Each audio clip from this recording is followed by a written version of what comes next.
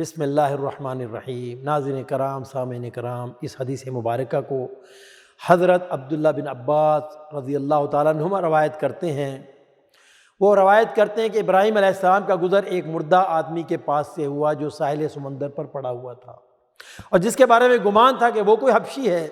ابراہیم علیہ السلام نے دیکھا کہ سمندری جانور اور زمینی درندے اس کے جسم کو نوچ نوچ کر کھاتے ہیں، اور چڑیاں بھی اس کا گوشت کھا رہی ہیں۔ اس وقت حضرت ابراہیم علیہ السلام نے کہا، اے میرے پروردگار، یہ سمندری جانور، یہ زمینی درندے پرندے اس آدمی کا گوشت نوچ نوچ کر کھا رہے ہیں، پھر تو ایک دن انہیں بھی موت دے دے گا، اور جب یہ گل سڑ جائیں گے تو پھر دوبارہ انہیں زندہ کرے گا۔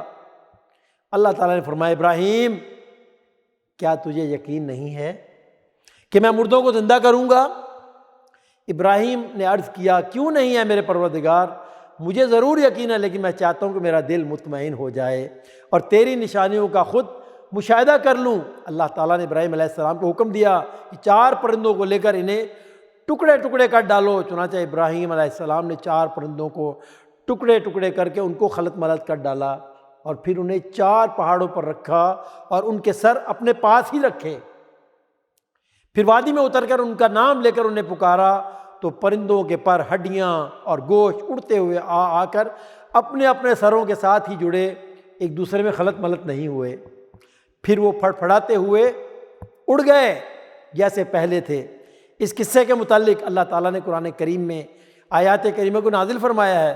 فرمایا، اور جب ابراہیم نے کہا، اے میرے پروردگار، مجھے دکھا کہ تو مردوں کو کس طرح زندہ کرے گا، اللہ تعالیٰ نے فرمایا، کیا تجھے ایمان نہیں؟ جواب دیا، ایمان تو ہے، لیکن میرے دل کی تسکین ہو جائے گی۔ فرمایا، 4 پرندوں کو لو، ان کے ٹکڑے ٹکڑے کر ڈالو، پھر ہر پہاڑ پر ان کا ایک ایک ٹکڑا رکھ دو، پھر انہیں پکارو، وہ تمہارے پاس دوڑتے ہوئے آ جائیں گے، اور جان رکھو کہ اللہ تعالیٰ غالب ہے، حکمتوں والا ہے۔ اللہ اکبر، اللہ اکبر، وللہ الحمد، وصلی اللہ علی نبینا محمد۔